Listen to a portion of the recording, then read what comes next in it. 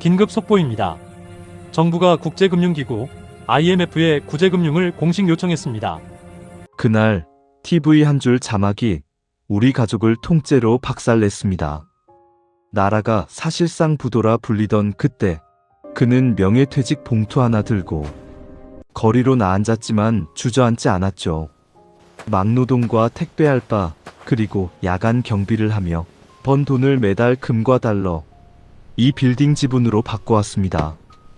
2025년 제2의 IMF 공포가 엄습하고 외국 자본이 이 건물을 통째로 매각하려 했을 때 그는 회의실 문을 열고 들어갔죠. IMF 때는 반지 하나 내놓던 국민이었지만 이제는 이 건물과 사람들을 지키는 주주입니다. 반지 하나에서 시작된 30년짜리 반격. 지금부터 들려드리겠습니다. 1975년 겨울. 그 해는 유난히 추웠습니다. 아침마다 어머니가 이불 끝을 들추며 말했죠. 얘야, 우유 온다. 일어나라. 저는 발로 더듬어 아버지 군청색 외투를 찾았습니다.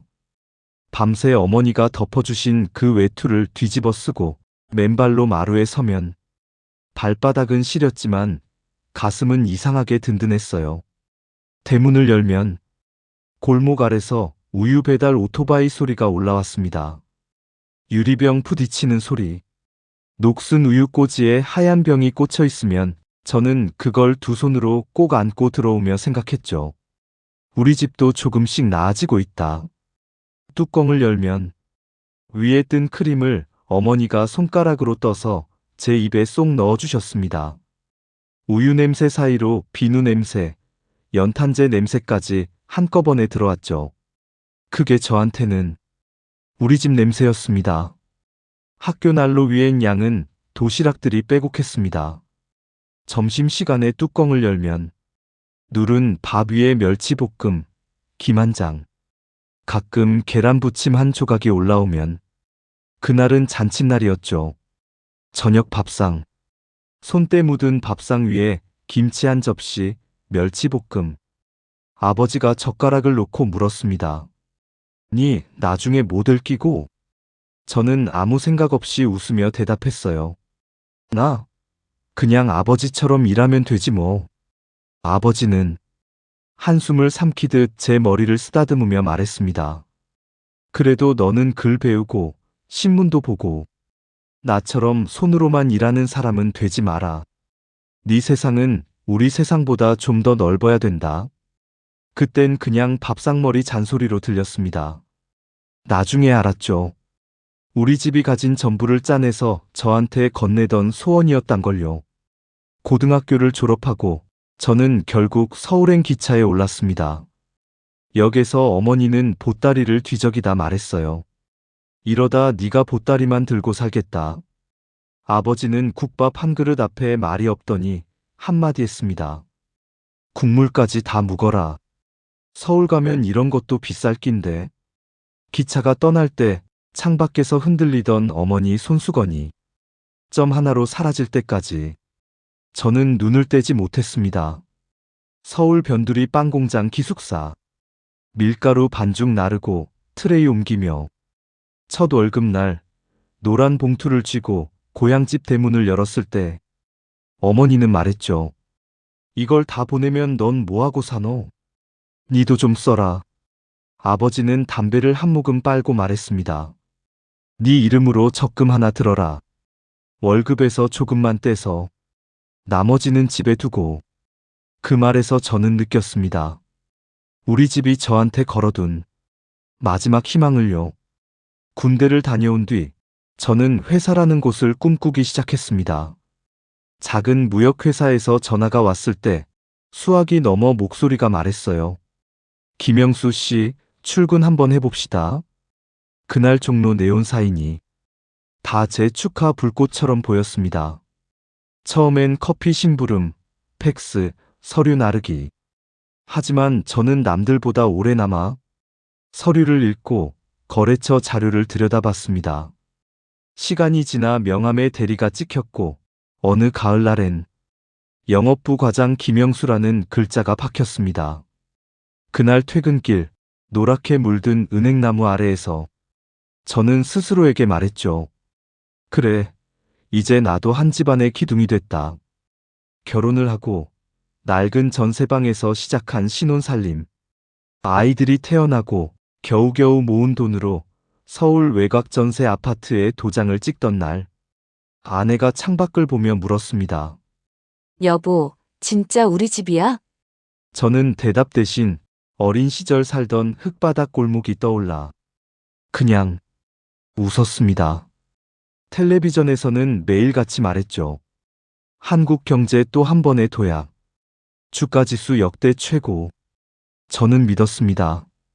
이렇게만 버티면 연탄 골목 대신 우리 아이들은 이런 아파트에서 자라겠지. 전세가 아니라 언젠가는 우리 집도 생기겠지. 그때까지만 해도 세상이 이렇게까지 뒤집힐 줄은 몰랐습니다. 1997년 가을. 하늘은 유난히 맑았습니다. 하지만 회사 로비 텔레비전에서는 심상치 않은 단어들이 늘어나고 있었죠. 외환 보유고, 구제금융, 신용등급 강등. 엘리베이터 안에서 동료들이 농담처럼 말했습니다. 영수야, 환율 또 올랐대. 에이, 한국 경제가 그렇게 쉽게 무너지겠냐? 입만 웃고 눈은 웃지 않았습니다. 그리고 11월 21일 금요일 저녁, 식탁 위엔 된장찌개가 올라와 있고 큰아이 도윤이는 받아쓰기를 하고 있었습니다. 텔레비전에서 드라마 예고편이 나가다가 갑자기 붉은 속보 자막이 올라왔어요. 긴급 속보입니다. 정부가 국제통화기금 IMF에 구제금융을 공식 요청했습니다. 제 젓가락이 공중에서 멈췄습니다. 앵커는 단단한 표정으로 말을 이었어요. 사실상의 국가부도입니다. 아내가 저를 보며 떨리는 목소리로 물었습니다. 여보, 이게 무슨 말이야? 우리 큰일 나는 거야? 도윤이도 눈을 동그랗게 뜨고 물었죠. 아빠, 나라가 망하면 어떻게 돼? 저는 애들 앞이라 겨우 말꼬리를 붙잡았습니다. 나라가 금방 무너지진 않아. 이제 좀 더 허리띠 졸라매야 한다는 소리겠지. 하지만 제 목소리 끝이 떨리고 있다는 걸 저도 느끼고 있었습니다. 얼마 뒤 대통령이 사과문을 읽는 장면이 나왔습니다. 국민 여러분의 금과 같은 땀과 눈물을 지키지 못했습니다. 그 말이 텔레비전에서 나오는 건지 제 속에서 울리는 건지 분간이 안 갔습니다. 조금 지나 전국적으로 금모으기 운동이 시작됐습니다. 사람들이 결혼 반지, 금목걸이를 들고 줄을 서는 장면이 뉴스에 나왔을 때 아내가 말했어요. 여보, 우리도 뭐라도 내야 되는 거 아니야? 저는 잠시 손가락에 끼워진 반지를 만져보았습니다. 결혼식 날 떨리는 손으로 서로에게 끼워줬던 그 반지였죠. 그래, 이거라도 내자. 적어도 애들한테 나중에 우리도 할 만큼은 했다고 말은 할 수 있어야지. 아내는 웃으면서도 눈가가 빨개졌습니다. 나중에 애들 크면 이 얘기라도 해주자. 그때 우리는 이거 내면서 버텼다고. 우리가 반지를 봉투에 넣어 창고에 올려놓던 그 순간 저는 두 가지를 동시에 느꼈습니다. 우리는 국가를 위해 뭔가를 했다. 그리고 하지만 우리 집은 앞으로 더 벼랑 끝으로 몰릴 수도 있겠다. 며칠 뒤 제 책상 위에도 결국 하얀 봉투가 올라와 있었습니다. 명예퇴직 대상자 안내. 인사팀장은 난처한 표정으로 말했습니다. 과장님 같은 분들 제일 마음이 아픈데. 회사 사정이. 부장은 퇴근 무렵 담배를 하나 내밀며 낮게 말했죠. 영수야, 내가 어떤 선택을 하든 내가 뭐라 하지 못하겠다. 솔직히 나도 오래 못 버틸 것 같다. 저는 집에 와서 식탁 위에 그 종이를 올려두었고 아내는 한참을 말없이 바라보다가 조용히 물었습니다. 당신 마음은 어때? 끝까지 버텨볼까? 지금이라도 나와서 다른 길을 찾을까? 솔직히 모르겠다. 아내는 눈을 감았다 뜨며 말했어요. 나는 어디든 같이 갈 자신은 있는데 당신이 완전히 무너지지만 않았으면 좋겠어. 당신이 견딜 수 있는 쪽을 택해. 결국 저는 명예퇴직 신청서에 도장을 찍었습니다.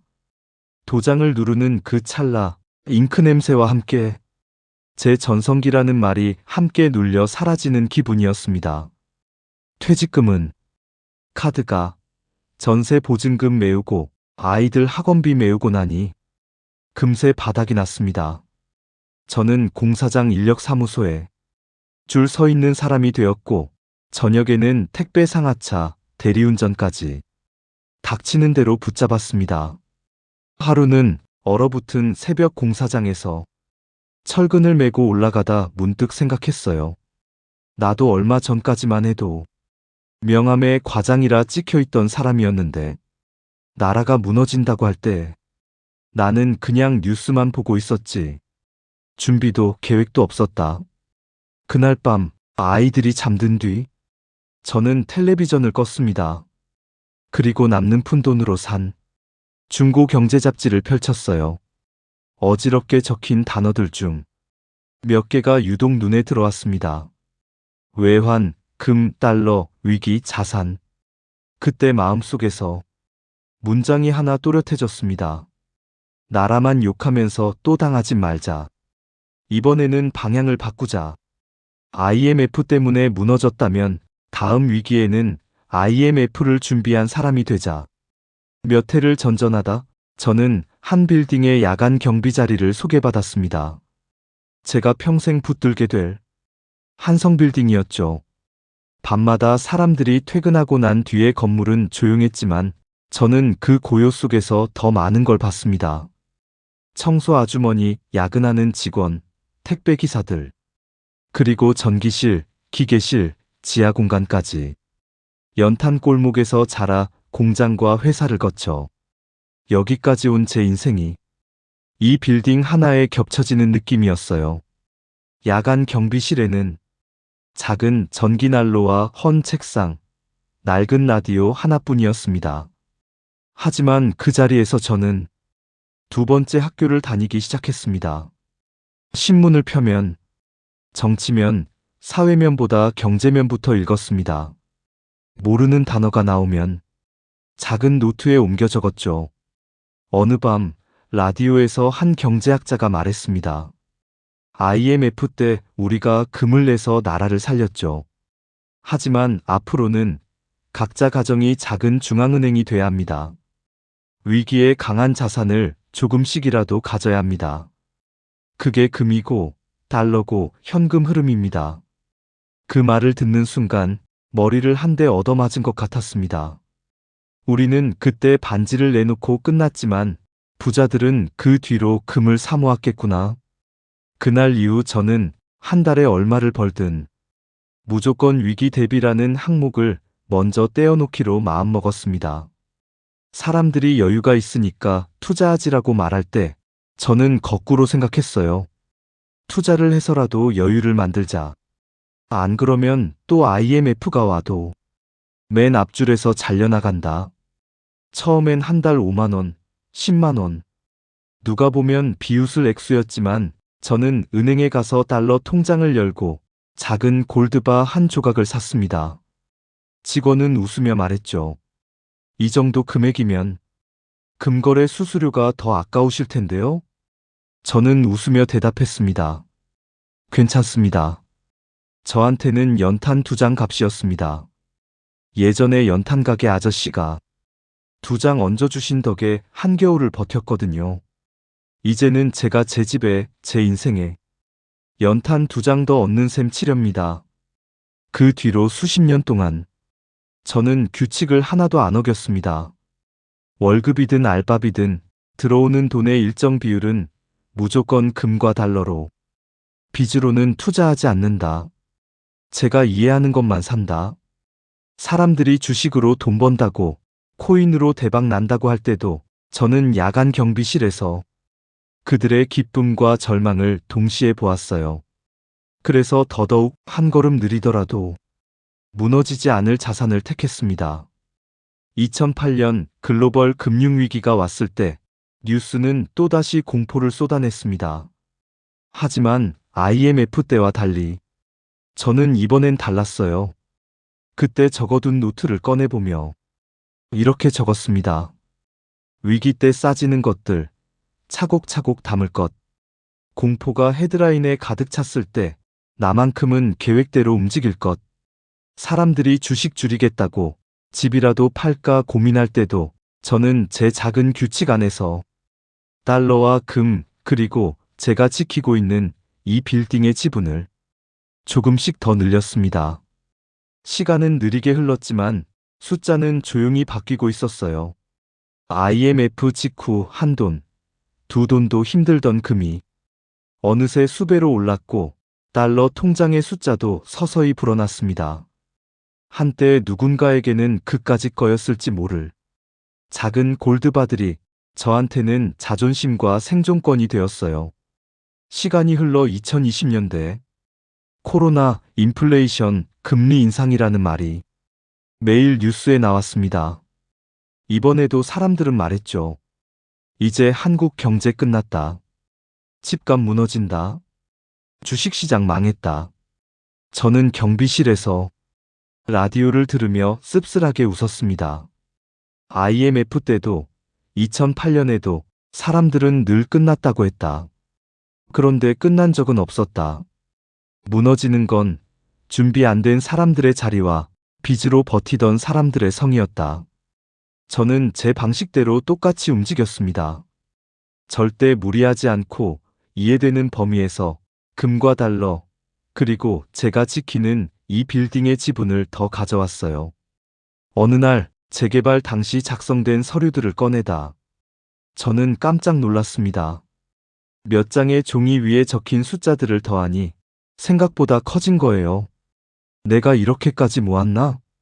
IMF 때 빵 공장 첫 월급을 봉투째 어머니 손에 쥐어주던 그 손으로 저는 서서히 그러나 확실하게 이 빌딩의 국내 개인 최대 주주가 되어 있었습니다. 그래도 저는 경비복을 벗지 않았습니다. 땅만, 금만 가진 부자가 되려고 한 게 아니라 내가 서 있는 자리, 내가 보고 듣는 사람들까지 지키고 싶어서 여기까지 온 것입니다. 2025년 여름, 뉴스에서는 또 떠들어댔습니다. 제2의 IMF 이미 시작. 외환위기 폭발 직전. 사람들은 한 번 겪은 공포를 다시 떠올리며 카드 결제 버튼 앞에서 숨을 고르고 있었어요. 그런 와중에 관리실에서 소식이 흘러나왔습니다. 한성빌딩, 외국계 펀드에 매각 논의 중이라더라. 임대구조 재편, 수익률 극대화. 귀에 익은 말들이었지만 IMF 때 봤던 장면들이 겹쳐 떠올랐습니다. 살아남는 건 결국 돈의 주인이고 제일 먼저 잘려나가는 건 항상 여기서 일하는 평범한 사람들이었거든요. 그 빌딩에 큰아들 회사도 입주해 있다는 걸 알게 된 건 어느 술자리에서였습니다. 아들이 조용히 말했어요. 아버지, 우리 회사 요즘 많이 힘들어. 건물까지 팔리면 솔직히 어떻게 될지 모르겠어요. 저는 겉으로는 대수롭지 않은 척했지만 속으로는 생각했습니다. IMF 때는 나 하나 잘려나가는 것도 막지 못했다. 이번에는 최소한 내가 지키던 이 건물만큼은 마음대로 잘라내지 못하게 해보자. 저는 제가 가진 것들을 꺼내보기 시작했습니다. 지분 계약서, 배당 내역, 금매도와 달러 해지 내역, 그리고 무엇보다 IMF 직후부터 오늘까지 모아온 금과 외화 자산들이었어요. 그리고 몇몇 국내 입주사 대표들을 따로 불러 말을 꺼냈습니다. 혹시 빌딩 매각되고 나면 걱정되시죠? 임대료, 계약, 직원들 일자리. 그들은 애써 웃으며 말했어요. 뭐, 요즘 같은 세상에 안 불안한 사람이 어디 있습니까? 외국 자본이면 오히려 더 안전한 거 아니냐고들 하던데요. 저는 고개를 저었습니다. 외국 자본이 나쁘다는 말은 아닙니다. 다만 그들이 제일 먼저 지키는 건 자기 돈입니다. 우리가 제일 먼저 지켜야 할 건 여기서 일하는 우리 사람들입니다. IMF 때도 효율과 시장 논리라는 말 뒤에 제일 먼저 잘려나간 건 우리 같은 사람들이었습니다. 서너 번의 밤을 그렇게 보낸 끝에 몇몇 국내 회사들이 제 제안에 동의했습니다. 저는 말했죠. 저는 이 빌딩의 국내 개인 최대 주주입니다. IMF 이후 막노동하고 택배하면서도 금과 지분을 조금씩 모아왔습니다. 이번 매각에서 우리가 요구할 수 있는 건 단 하나입니다. 국내 입주사와 여기서 일하는 사람들을 한 번에 길바닥에 내쫓지 말 것. 이 조건이 들어가지 않으면 우리는 지분을 묶어서 반대표를 던집시다. 그리고 그날 저는 회의실 문을 두드렸습니다. 2025년 여름 빌딩 위층 회의실. 바깥으로는 맑은 하늘이 펼쳐져 있었지만 회의실 안 공기는 1997년 겨울보다 더 차갑게 느껴졌습니다. 스크린에는 큼직하게 띄워져 있었어요. 한성빌딩 외국계 펀드 매각 제안. 임대 구조 재편 및 수익률 극대화. 대표가 레이저 포인터로 화면을 짚으며 말했습니다. 지금 한국 경제 상황 다들 잘 아시잖아요. 이 조건이면 빚도 정리되고 자산도 보전됩니다. 물론 기존 입주사 일부 조정은 필요하겠지만 장기적으로 보면 모두에게 이익입니다. 외국계 펀드 실무자가 말했어요. 맞습니다. 글로벌 테넌트를 유치하면 건물 가치도 더 올라갈 겁니다. 요즘 한국 중소기업들 솔직히 버티기 힘들잖아요. 이참에 구조를 싹 재편하는 거죠. 우리 아들이 다니는 회사 임원이 조심스럽게 물었습니다. 그러면 10년 넘게 여기서 버텨온 국내 회사들은요? 임대료 인상, 계약 해지면 거의 다 나가야 하는 구조인데요. 외국계 담당자는 어깨를 으쓱하며 말했죠. 시장 논리죠. 살아남을 회사만 살아남는 게 경쟁력 아닙니까? 그때 저는 조용히 문을 두드렸습니다. 실례합니다. 대표가 의아한 눈으로 물었습니다. 저 누구시죠?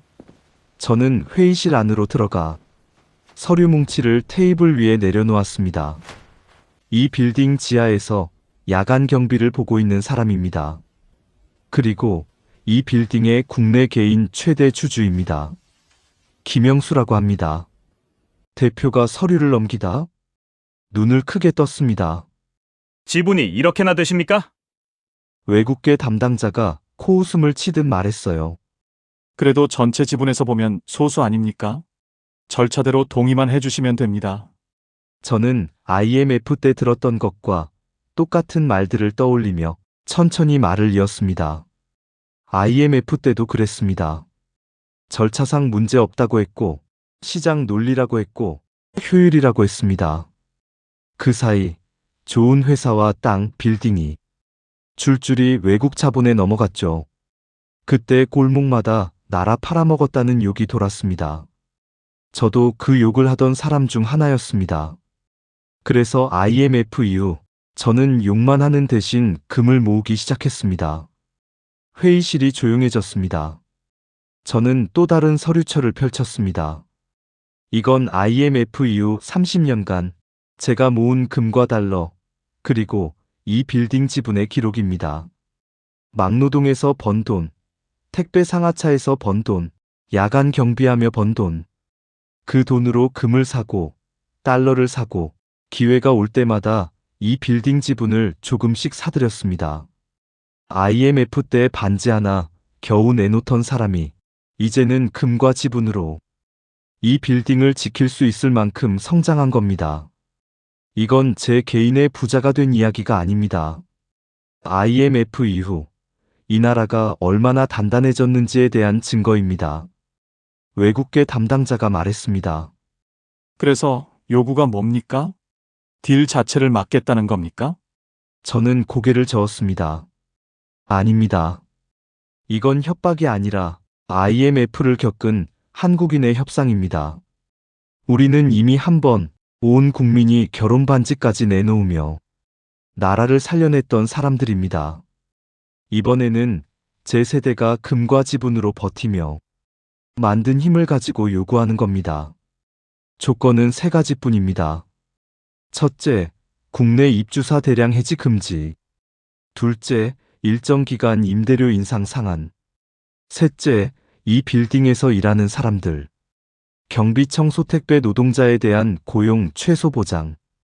이 세 가지가 계약서에 명시되지 않는 한 저와 이 자리에 없는 국내 입주사 대표들의 지부는 모든 매각안에 반대표를 던질 것입니다. 대표가 한숨을 쉬며 의자에 기대 앉았습니다. 외국계 담당자는 목소리를 낮추어 말했죠. 그럼 지금 이 자리에서 결론 내리기 어렵겠군요. 대표가 고개를 들고 말했습니다. 알겠습니다. 우리가 협상안을 다시 만들겠습니다. 외국 자본과의 거래 자체를 막을 수는 없겠지만 이 빌딩에서 버텨온 한국 회사들과 여기서 일하는 사람들을 함부로 내쫓지 못하도록 조항을 넣겠습니다. 그게 IMF 이후 30년 넘게 버틴 이 세대에 대한 최소한의 예의겠죠? 외국계 펀드 담당자도 마지못해 고개를 끄덕였습니다. 회의가 끝난 뒤 복도를 나오자 청소 아주머니가 허리를 굽혀 인사했습니다. 선생님 덕분에 내년 계약 끝나도 당장 잘리진 않을 것 같네요. 정말 고맙습니다. 택배 기사도 머리를 극적이며 말했어요. 여기 다 나가면 저도 일감 반 토막나는 거였습니다.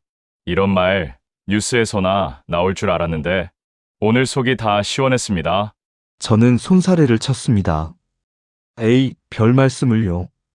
IMF 한번 겪어본 사람이 이번에는 욕만 하지 말고 한번 나서 본 것뿐입니다. 그때 복도 끝에서 익숙한 목소리가 들렸습니다. 아버지, 고개를 돌리니 넥타이를 느슨하게 푼 큰아들이 서 있었습니다. 눈빛은 초등학교 때 축구공 들고 뛰어오던 그 모습 그대로였어요.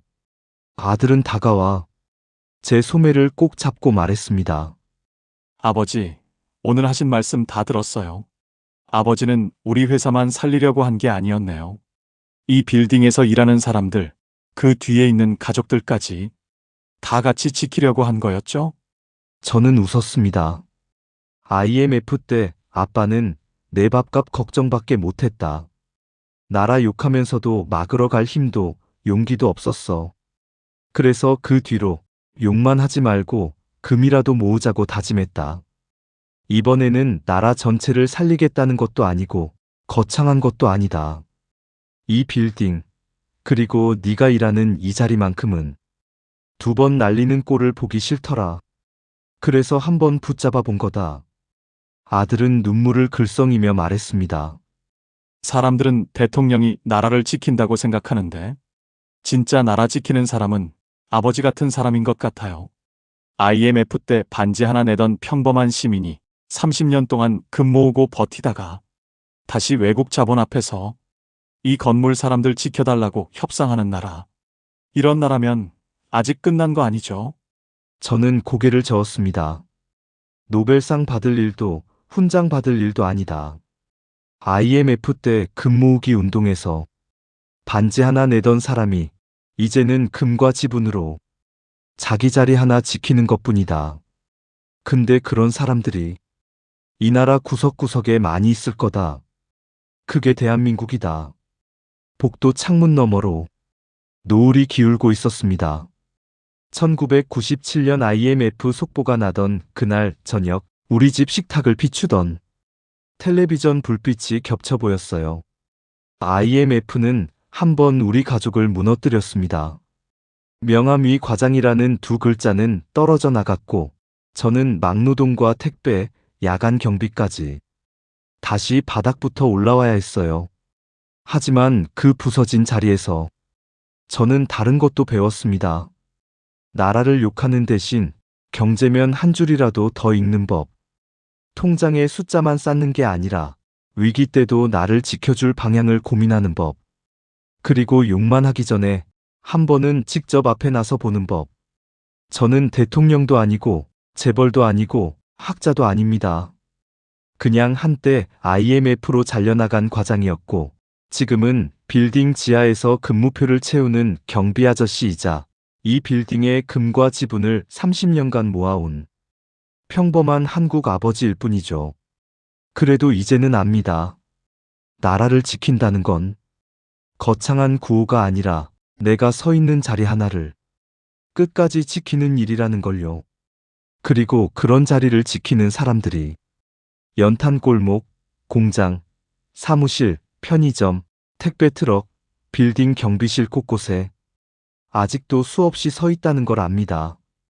그게 IMF가 남기고 간 대한민국이라는 나라의 진짜 자산입니다. 오늘 사연 여기까지입니다. 이 이야기가 마음 한켠에 조용히 남아있다면 구독과 좋아요 부탁드립니다. 그리고 어디에서 듣고 계신지도 꼭 댓글로 남겨주세요. IMF를 한번 겪어본 세대든 이야기로만 듣는 젊은 세대든 우리 모두가 이 나라의 작은 중앙은행이자 마지막 지킴이니까요. 감사합니다.